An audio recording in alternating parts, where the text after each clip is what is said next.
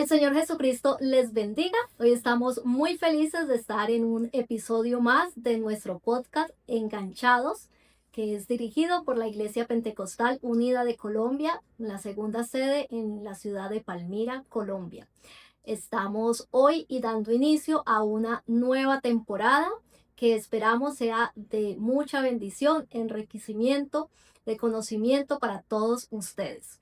Les recordamos que puede visitar nuestras redes sociales como IPUC La Emilia Palmira por Facebook y en YouTube por IPUC La Emilia Deco. Y poder compartir también todos estos contenidos para que podamos alcanzar a muchas más personas. No les decía, hoy estamos iniciando una nueva temporada con un tema muy especial y es el libro que escribió la historia antes de que sucediera. Y ese es claramente el libro más especial que conocemos, la Biblia.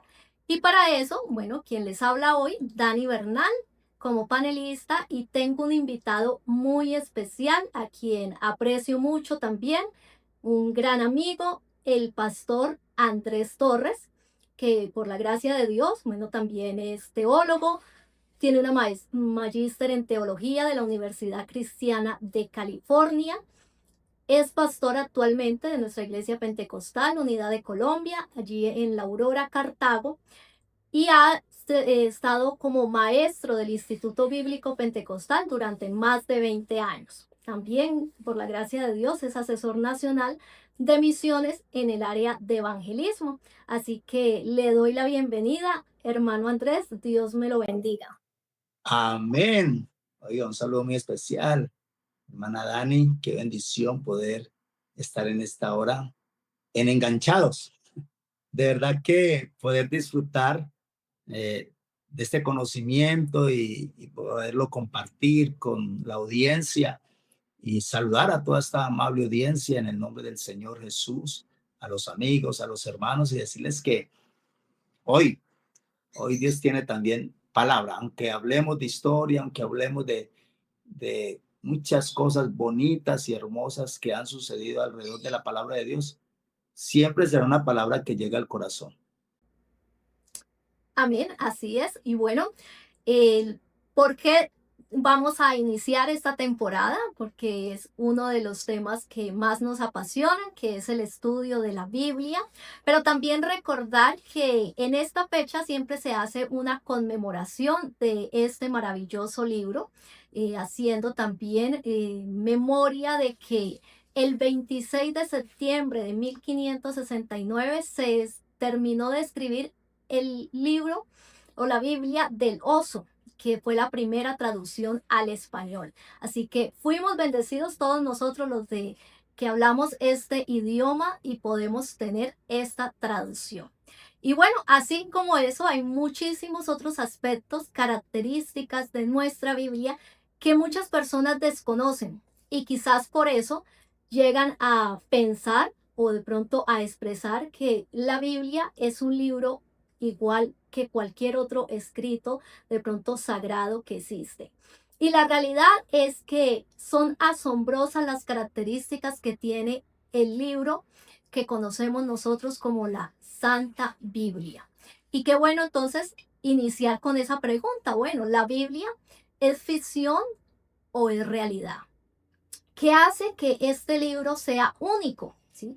¿Cuáles son esas características que llevan a que nosotros podamos tener esa certeza de que estamos ante un libro singular, un libro especial y que no tiene comparación con otros libros? Hermano Andrés, qué bueno que podamos comenzar a conversar acerca de estos temas tan especiales y esas características de la Biblia.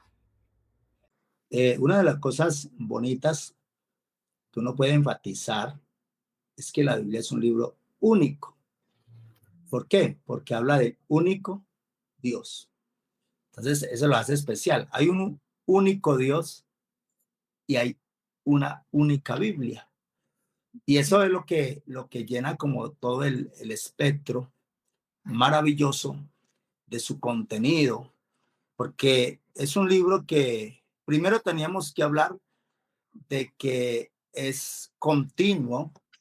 Es un libro escrito en un periodo más o menos de 1600 años, a lo largo de 60 generaciones, donde participaron más de 40 autores. Imagínense eso, de diferentes clases sociales. O sea, eso ya lo hace único, porque escribió Moisés, pero también escribió Juan.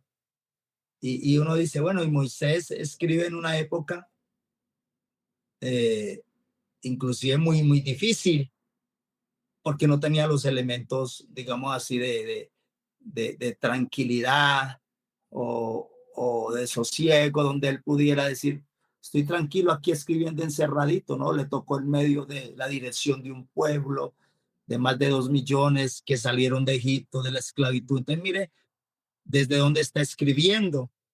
Y luego encontramos una diversidad de escritores, un pescador, un pastor, un general, un copero, un ministro, un médico, un rey, un cobrador de impuestos, un rabino como Pablo. Bueno, por eso es que lo hace único. Durante un periodo de 1600 años, eso lo hace diferente a todos los demás escritos y aún a los escritos sagrados que hayan de otras religiones. Este escrito de la Biblia lo hace único en que no solamente por los escritos, no solamente por los lugares donde fue escrito, repito, en el desierto, en una celda, en un palacio, en un muro de prisión. Imagínense Juan en la isla de Patmos, lo que pudo escribir, sino que también ellos vivieron tiempos muy difíciles, tiempos de guerra, tiempos de paz.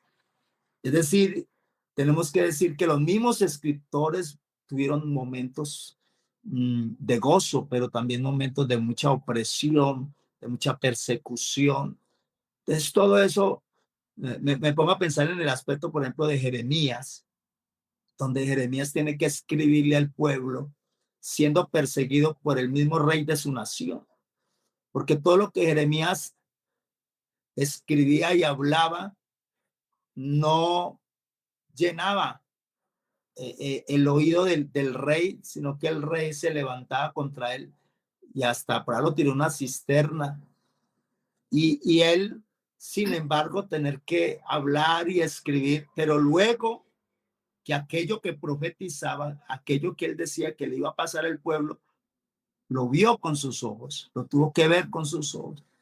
Entonces, es algo muy, muy, muy, muy único, digo yo, tocante a todo eso. Entonces, ahora, la diversidad de idiomas en que se escribió, en el hebreo, en el arameo, en el griego, y que son lenguas muy antiguas. Hablar del hebreo es una lengua muy antigua, o del arameo. Y todo esto contrastar el pensamiento, por ejemplo, de la creación. Ya no es un libro, claro, histórico acerca de la creación, pero sí que luego los científicos en sus estudios han ido encontrando que tuvo que haber sido así, aun, aunque hayan estado en contra inicialmente de lo que la Biblia dice, pues han tenido que ir reconociendo poco a poco y se han tenido que dando al dolor de tener que decir, oiga, este libro sencillamente es palabra de Dios. Es decir, es Dios mismo hablando. Por eso es único, porque es Dios hablando. Y aquí es donde de pronto uno tiene que decirle a la audiencia la importancia de uno estudiar la Biblia. Yo siempre digo, en esta mano, aquí está, leerla, ¿cierto? Estudiarla, ¿sí? Memorizarla, a hacerle también un análisis, a memorizarla y también aplicarla. Si uno vive alrededor de la Biblia, yo le diría, vive alrededor de Dios, porque solamente la Biblia muestra tres cosas muestra la Biblia. Uno, ¿quién es Dios? Dos, ¿quién es el hombre? Y tres, ¿Qué tiene Dios para el hombre? Oiga, lo tenemos todo en la Biblia, hermana Dani. Claro, y es que es la Biblia también la que nos ayuda a poder encontrar ese propósito real que tenemos en nuestras vidas, que el desconocimiento de este manual lleva a que muchas personas hoy se sientan sin rumbo, no saben realmente, porque dicen no creer de pronto en nada, pero entonces eso mismo pues hace que no tengan unas bases en su vida sobre lo que ellos puedan direccionarse y que puedan encontrar como cuál es ese propósito de estar aquí. Sí, bueno, hablando de los autores que me llama mucho la atención y es eso, es la diversidad de autores y en diferentes lugares, en diferentes posiciones, ¿sí? Oficios que ellos tenían, pero que llevan esa coherencia, ¿no? Acerca del plan de salvación, pero también de diversos temas, porque uno, por ejemplo, puede comenzar a sacar un mensaje o buscar acerca del perdón. Va a encontrar que puede tomar tanto pasajes del Antiguo Testamento como del Nuevo Testamento y todos tienen una coherencia. Cualquier tema que uno quiera enseñar y que encuentre allí en la Biblia, pues vamos a ver que tiene siempre esa continuidad, ¿cierto? Que nosotros esa relación, que por eso existe también esa concordancia que nosotros decimos, tomamos este tema aquí al inicio, pero podemos tomar una cita de cualquier otro libro que también lo hable y va a ser algo muy similar. Claro, esa es la riqueza. La riqueza es que es un libro que el propósito, ¿cuál es? Mostrarle al hombre la redención, su salvación. ¿Y desde dónde viene? ¿Desde dónde viene? ¿Desde dónde viene esa salvación cuando usted lee y dice, oiga, en Génesis está el paraíso y el hombre está en el paraíso? Pero también en Génesis está que el hombre es sacado del paraíso. Pero en Apocalipsis usted va a encontrar que el hombre va a volver a estar en el paraíso y ya va a estar eternamente. Entonces, Ujú. ese paso entre Génesis y Apocalipsis, todo eso, lo único que está mostrando ese Dios de amor con el hombre, ese Dios que está a favor del hombre, pero ese hombre también va a encontrar ese hombre huyéndole a Dios, ese hombre difícil, ese hombre tan rebelde, ¿ya? Y a pesar de que Dios lo busca y lo busca, él va huyéndole, pero el día que Dios lo encuentra, lo agarra, venga para acá, lo toma. Entonces uno dice, oiga, definitivamente lo que está escrito en la Biblia, esa es una cosa muy bonita. Y lo vivieron esos hombres, también yo lo puedo experimentar. O sea, es algo que es real y lo puedo vivir. Así es, y eso es lo que, pues bueno, los que conocemos de Dios, hemos estudiado la Biblia también, podemos ver el cumplimiento, ¿cierto?, de las promesas que están allí y de ver cómo entonces se aplican nuestras vidas y que constantemente estamos viendo cómo transforma la vida también de otras personas. Entonces son testimonios constantes que nosotros estamos vivenciando. Sin embargo, bueno, hay muchas otras personas que también desconocen acerca de cómo se ha podido preservar, ¿cierto? La palabra de Dios. Que una cosa es de cómo se escribe la Biblia, quiénes la escriben, pero también de cómo entonces se ha preservado, porque ha sido de los libros que más ataques ha tenido en toda la historia. Bueno, creo que es que yo no he escuchado de otro libro que haya sido tan perseguido, que hayan querido eliminar, que no lo lean, porque no ha habido ese temor con otros libros, ¿sí? Entonces, de un Simplemente, comienzo, sí, sí, desde un desde un comienzo, comienzo. o sea, nació el cristianismo y ahí nació la persecución. Porque imagínense los esenios lo que hicieron con el Antiguo Testamento. Lo guardaron, lo escondieron. Y luego tuvieron en sus manos el Nuevo Testamento, hicieron lo mismo, lo escondieron. Ellos eran fieles como al mandato divino, ¿no? Ustedes los hice, los creé, para que conserven los manuscritos. Y entonces ahora ya en 1948 en las cuevas de Qumran comienzan a encontrar esos tesoros y desde el 48 hasta ahora han encontrado más de 5.000 copias fieles del original. Dicen que ningún libro, ni la Iliada ni la de Homero, tiene 340 y pico. Ningún otro libro tiene esas copias fieles como las que se están encontrando ahora. Ahora, o sea, después del tiempo encontrar originales, copias originales, esto nos tiene que decir que Dios tiene un plan muy, pero muy claro para que en el tiempo de la apostasía, en el tiempo en que hay el escepticismo que hay, el ateísmo, digámoslo así, en el tiempo en que la gente no quiere, ¿por qué no quiere la gente? ¿Por qué no quiere la Biblia? Pues porque no quieren Dios. ¿Y por qué no quieren Dios? Porque Dios les va a decir, mire, la vida es esta, el propósito mío es este. Y el hombre dice, no, yo quiero vivir mi vida, yo quiero que nadie me diga nada. Pero es a través de la Biblia que el hombre puede encontrar el camino que lo va a llevar en términos de hoy al éxito total, total, completo, digámoslo así, completo. El éxito completo está en la Biblia, cómo lograrlo. Pues el hombre no quiere eso, va en contravía, pero mm, hermana, ha sido tan perseguido, pero imagínense que en los tiempos de la Reforma quemaban por millones de libros. Y aún los grandes teólogos, de Zwinglio, bueno, otros teólogos que quisieron sacar a flote la Biblia, también fueron quemados, porque la razón era que la Biblia había que esconderla para que la religión con sus dogmas pudiera dominar al hombre. Alguna vez alguien me dijo, mire que Marx era un ateo, y le dije, ¿por qué no? Marx no era ateo.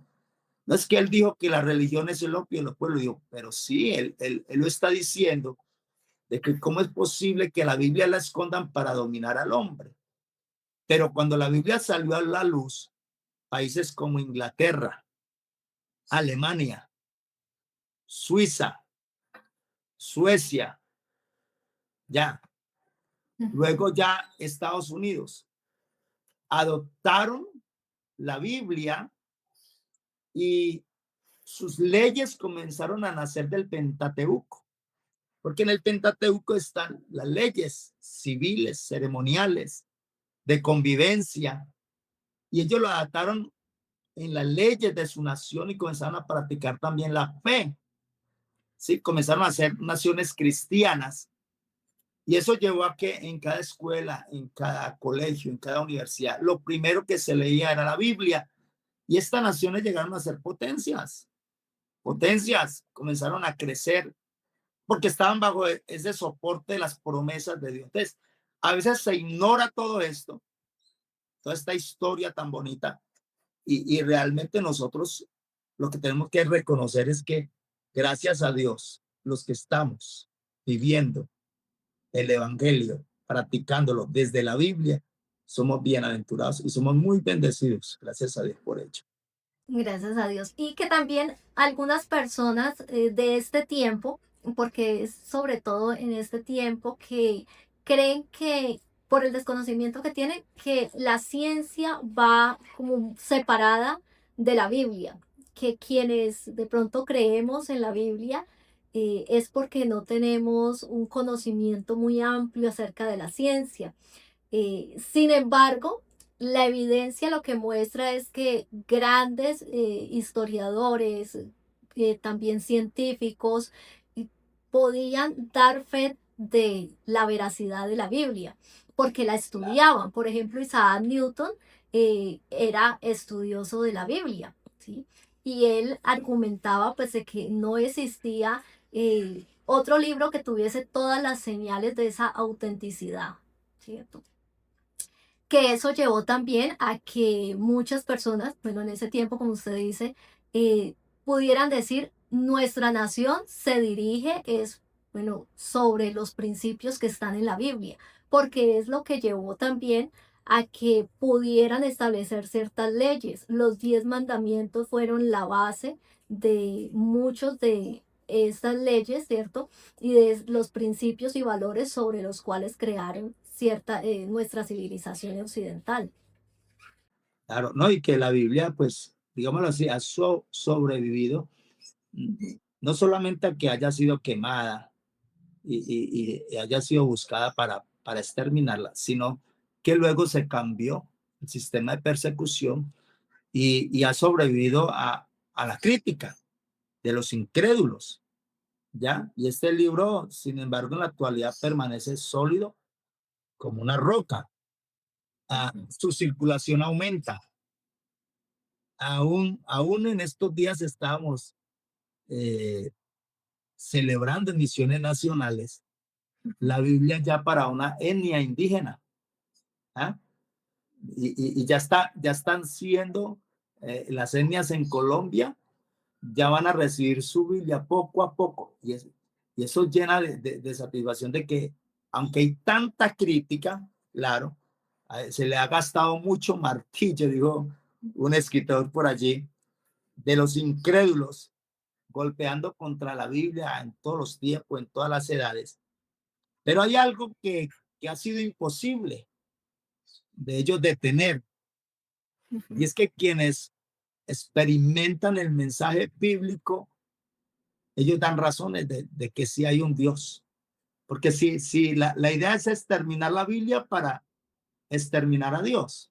Ese sería como el objetivo de los escépticos y los ateos. Pero cuando la gente ve que sí existe ese Dios a través de la obra que él hace, pues entonces la Biblia lo que coge es fuerza. Voy a creer a lo que la palabra de Dios me enseña y me dice. Así es. Sí, gracias a Dios, este año se pudo entregar las Biblias en la tribu NASA, Amén. que hubo esa, bueno, ya se logró la traducción a la lengua de ellos. Y qué bueno saber también es eso, que se sigue todavía realizando ese trabajo de traducción, porque hay muchas culturas que aún no la tienen en su propia lengua y que eso pues dificulta un poco su estudio, pero que Dios ha permitido que desde mucho tiempo se comience a hacer esa traducción, ¿sí? Desde que, por ejemplo, la Septuaginta, que fue la primera traducción, ¿verdad? Que se hizo del Antiguo Testamento En eh, griego, en se pasó griego. del hebreo al griego. Y Ujú. claro, eso fue innovador, porque miren los griegos, que era la cultura que predominaba, digámoslo así, en el conocimiento debido a las filosofías presocráticas de su tiempo y ya la de Sócrates, la de Platón. Y entonces se saca esa versión de la Septuaginta y es donde comenzaron a discutir. Desde mucho antes se ha discutido siempre los escritos, porque la Biblia nunca ha sido como querida, ¿no? Siempre ha sido como el ser humano ir en contra de lo que Dios quiere decir y hablar. Bueno, pero ha sido por el enemigo que tenemos siempre. Sin embargo, quien la conoce verdaderamente, quien estudia muy sinceramente la palabra de Dios, pues terminamos amándola y sabiendo la gran riqueza que Dios nos ha dejado. ¿Sí? Y así que algunas personas también de pronto mm, pueden preguntarse, no, si hay tantos autores que la escribieron, ¿cómo es que podemos decir que la Biblia es esa inspiración divina? ¿Sí? ¿Cómo fue esa transmisión de ese mensaje de parte de Dios hacia el hombre para que pudiera plasmar todos estos escritos? La inspiración. Ujú. Ah, Dani, la inspiración ha sido, digamos así, ese término inspiración ha sido el enemigo número uno, no solamente de la ciencia secular, sino de la misma ciencia de quienes estudian la Biblia. Ujú. Ah, hay un documento muy importante que habla sobre esto, porque cuando nosotros hablamos que toda la escritura es Inspirada inspirada por. por Ujú. Dios, y entonces cuando dice toda la escritura es inspirada por Dios, está diciendo que es algo que es correcto, es algo que es confiable, es algo Ujú. que tiene autoridad. Es decir, esa palabra inspiración lo dice todo. Pero cuando uno estudia a fondo esta parte de la inspiración, entonces eh, se encuentra uno con lo primero que salió en el estudio, la inspiración verbal. Entonces, que la Biblia eh, tiene una parte de inspiración y es la verbal. Entonces, creo en la inspiración verbal de la Biblia, comenzaron a decir los teólogos de su tiempo. Y verbal ponía el hincapié en el hecho de que las meras palabras fueron inspiradas. Y no solamente los pensamientos, como algunos decían, ¿sí? Sino las meras palabras y no los pensamientos. Si los pensamientos únicamente son inspirados, dijeron, mire lo que dijeron, entonces puede existir notable libertad en la selección de las palabras para expresar esos pensamientos. Por lo que concluyeron, no es posible hablar acerca de la inspiración de las palabras del texto de las escrituras. Pero los que creían en la inspiración total, tanto de las palabras como de los pensamientos, insistieron que Dios había guiado las mismas palabras usadas por los escritores. De otra forma, la Biblia sería menos que inspirada. Por esto fue necesaria la frase inspiración verbal. Pero, repito, luego alguien en esos estudios entonces dice que la inspiración verbal y plenaria. Entonces ya buscaron la manera de debilitar la inspiración, manteniendo que algunas de las palabras tal vez fueron inspiradas, pero no todas. Ujú. Ellos insistían que no había manera de afirmar que cada palabra de la Biblia fuera inspirada. Entonces, para afirmar la inspiración, se hizo necesario agregar, yo creo en la inspiración verbal y plenaria, completa y plena de la Biblia. Esto aseguró de que ninguna parte de la Biblia fuera excluida, pero los eruditos siguieron investigando y entonces ya dijeron, no, hay que agregarle otra palabra más. Ya no es solamente inspiración verbal, plenaria, sino que es infalible. Ujú. Entonces se levantó ese ataque a la inspiración, otro ataque a la infalibilidad, otro ataque a la inspiración completa de la Biblia. Algunos negaron que ella era toda inspirada, entonces que fuera infalible. Entonces fue necesario decir, yo creo en la inspiración verbal, plenaria, infalible de la Biblia.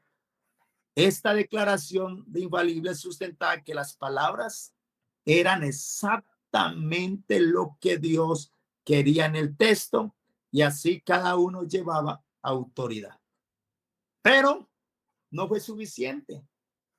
Luego vieron que era inspiración verbal, plenaria, infalible, inerrante. Sin embargo, algunos no pudieron aceptar la idea de que las palabras eran exactamente lo que Dios había pensado. No obstante, estuvieron indispuestos a abandonar la autoridad de las escrituras.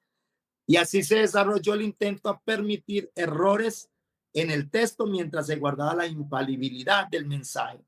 Para combatir esto, entonces, fue necesario decir, yo creo en la inspiración verbal, plenaria, infalible e inerrante, es decir, inerrante sin error de la Biblia. Agregar la palabra inerrante puso el enfoque, o sea, sobre la relación necesaria entre la exactitud de las palabras y la autoridad del mensaje. Entonces, ahí estamos, o sea, porque siempre que sale un enemigo de la inspiración, para decir, es que esta parte de la Biblia no fue inspirada, esta parte fue de hombre, esta parte fue de Dios.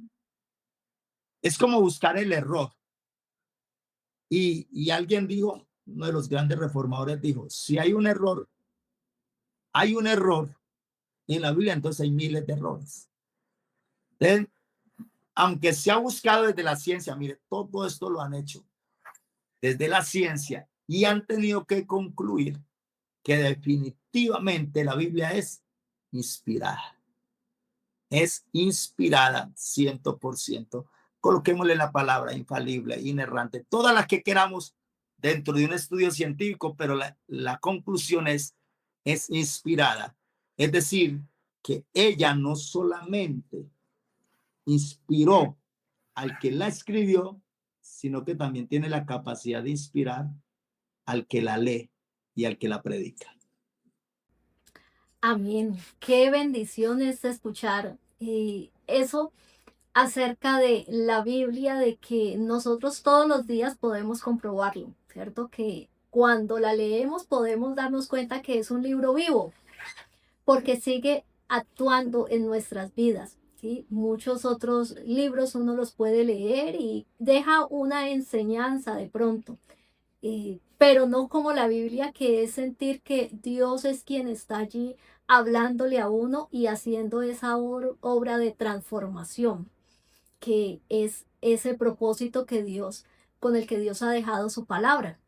Y Amén. que durante mucho tiempo, claro, ha habido también ese ataque, porque lo que no se quiere es permitir de que esa obra de Dios pues se realice en nuestras vidas. Lo hermoso es saber de que Dios sigue acompañando todo este proceso, de que no nos dejó su palabra y se fue Él a descansar lejos de la humanidad, sino que Él sigue acompañándonos, guiándonos y también cuidando de que su palabra pues se preserve. Amén. Amén. Ahí está. Y eso cielo y tierra pasará, pero mis palabras no. Mis palabras no pasarán. Ah, esa es la promesa que se ha cumplido también.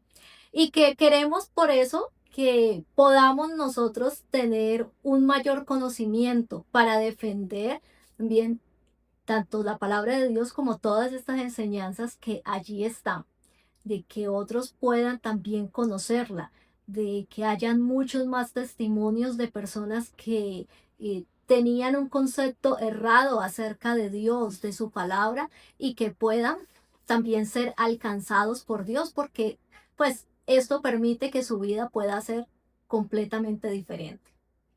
Así es, hermana Dani, así es. Mismo Jesús lo dijo, escudriñen las escrituras, porque a vosotros parece que en ella tenéis la vida eterna, y ellas son las que dan testimonio de mí. Así es. Bueno, mi hermano Andrés, muchísimas gracias por acompañarnos en este podcast de Enganchados. Invitarlos para que sigan enganchados, de que hay mucha riqueza en la palabra de Dios, en el estudio de ella, pero también en todas esas características que la hacen única y que es sobre lo que seguiremos durante esta temporada hablando para que podamos darla a conocer a otros. Y también para que usted siga allí enganchado y nos acompañe también en otros momentos que será de gran bendición para todos. Un saludo también a todos los que nos acompañaron allí detrás de cámaras y recuerden seguirnos, suscribirse en los canales de YouTube y de Facebook para que puedan seguir enganchados. Que Dios los bendiga.